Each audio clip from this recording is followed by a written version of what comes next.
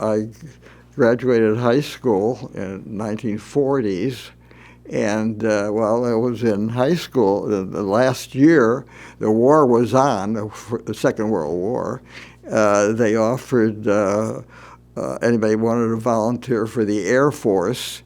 They had a test and I passed the test. A number of us, it wasn't that difficult. So as soon as I got out of high school, I was called and I went into service. The B-24s were all open. It was cold. There was no, the B-29s were more like the planes today when you get in a plane. You see, it's a different kind of feeling, and it was more comfortable. And So they were they were bigger planes, pressurized? planes. Yeah, they were pressurized inside Pressurized. them? That's the Okay. term I wanted to use. Okay. There you They go. were pressurized. We weren't. That was the first time. Yeah, there weren't any jets. They were all prop planes. Even then, they were prop planes. My job on the plane was to make sure all the armament was functioning. I knew how to fix things and correct things, stuff like that. If something goes wrong, I was capable of doing it. And as also, I had a couple of machine guns on top there, a turret. I could fire them at enemies, you know. That was my job. I was a crew member. I was the armament technician. I was in the top turret on the B-24, and we ended up in the East Coast to go to Europe. And I was there in the spring, 45, and the war ended in Europe, so we didn't go there.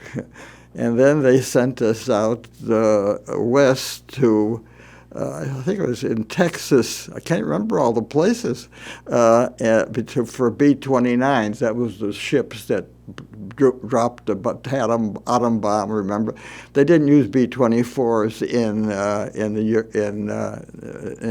the Pacific. Usually, the newer planes.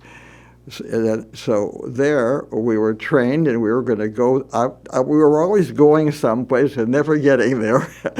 And they dropped the bomb, and then we weren't flying anymore. It seemed to me I went to the East Coast to go to Europe, and that the war ended in Europe, and then I went to the West Coast and ended in Japan. So I never got into combat. When they dropped the bomb, well, we were going to go to the Pacific, and then the bomb dropped, and that was the end of it. And it just I don't remember there was much about that. The main thing, of course, was the war ended, and that was the main thing. I don't think most of us there thought much about the bomb. It's just that the war ended. That was the significance of it, really, and going back to civilian life. Why did you want the Air Force? It sounded more glamorous. I was an 18-year-old kid, and I wanted something. I liked to fly and all that. So I think most of us wanted something. Well, I don't know what most people wanted. I definitely wanted to serve, and I guess I would have been drafted if I didn't volunteer. So that was like most of my buddies. We all went into service right after graduating high school. There was a war on, and we had an enemy that was obvious. This was a true enemy, and I think most of us, I don't know if you call it patriotism exactly, but I think we recognized that we had a foe, and we had to defeat that. And I think most of us young people were eager to serve.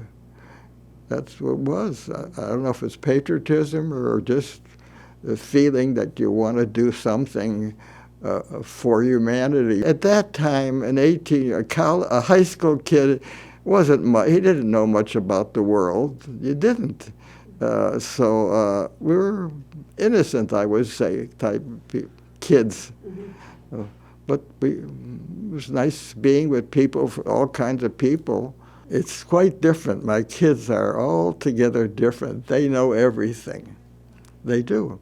They take that little phone and they can talk to anybody all over the world.